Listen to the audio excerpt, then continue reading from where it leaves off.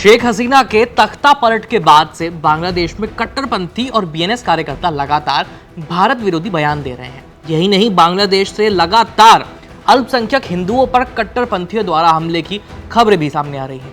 इसी बीच बीते दिनों एक बांग्लादेशी नेता ने कहा कि उनका भारतीय राज्यों जिसमें पश्चिम बंगाल, बिहार और उड़ीसा शामिल है, इन पर वैध अधिकार है। इस पर पश्चिम बंगाल की मुख्यमंत्री ममता बनर्जी भड़क गई और विधानसभा में इस मुद्दे पर बांग्लादेश को खूब सुनाया। इस वीडियो में हम इसी पर बात करने वाले हैं। नमस्ते, मेरा नाम है आयुष और आप देख रहे हैं एबीपी लाइव वर्ल्ड, जहां हम करते हैं बात अंतर्राष्ट्रीय प्रसंगों से जुड़े मुद्दों पर।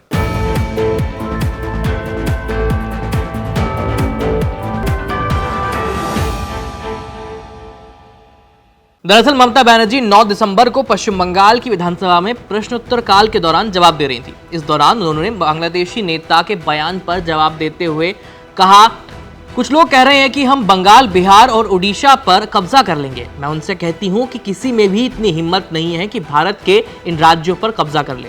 आप ये सब ले लेंगे और हम बैठकर लॉलीपॉप खाते रहेंगे। जरूरत पड़ने पर हम अपने धैर्य की परीक्षा देने के लिए तैयार हैं। ममता बनर्जी ने यह भी उम्मीद जताई कि भारत के विदेश सचिव विक्रम मिस्री, जो कि इस समय बांग्लादेश यात्रा पर हैं, उनके वहां जाने से कुछ पॉजिटिव नतीजे सामने आएंगे और इसीलिए वो बांग्लादेश के मुद्दे पर ज्यादा नहीं बोलेंगी। वो कहती हैं कि हमारा देश एकजुट है, सीमा की सुरक्षा बीएसएफ कर रही है और केंद्र को स्थिति को संभालने दिया जाए। इसके साथ ही ममता ने बांग्लादेश में हिंदुओं पर हो रहे हमलों के बारे में कहा। बांग्लादेश में हिंदुओं पर अत्याचार हो रहा है। ये हम सब जानते हैं कि अल्पसंख्यकों को प्रताड़ित करने वाले हिंदू, मुसलमान, सिख, ईसाई नहीं, सिर्फ दंगा फैलाने वाली मानसिकता के लोग हैं। हमें दंगों की नहीं, शांति की जरूरत है। बताया जाता है कि ममता बनर्जी का बयान बांग्लादेशी नेता रूहुल कबीर रिजवी को जवाब देने के लिए आया है। रूहुल बांग्लादेश नेशनलिस्ट पार्टी यानी बीएनपी के नेता है। वही बीएनपी जिसका नेतृत्व शेख हसीना की सबसे बड़ी विरोधी नेता खालिदा जिया करती हैं। रूहुल ने कहा कि अगर कोई चटगांव जैसी हमारी जगहों पर कब्जा करना चाहता है तो हम आपसे अपना बंगाल, बिहार, उड़ीसा भी वापस ले सकते हैं।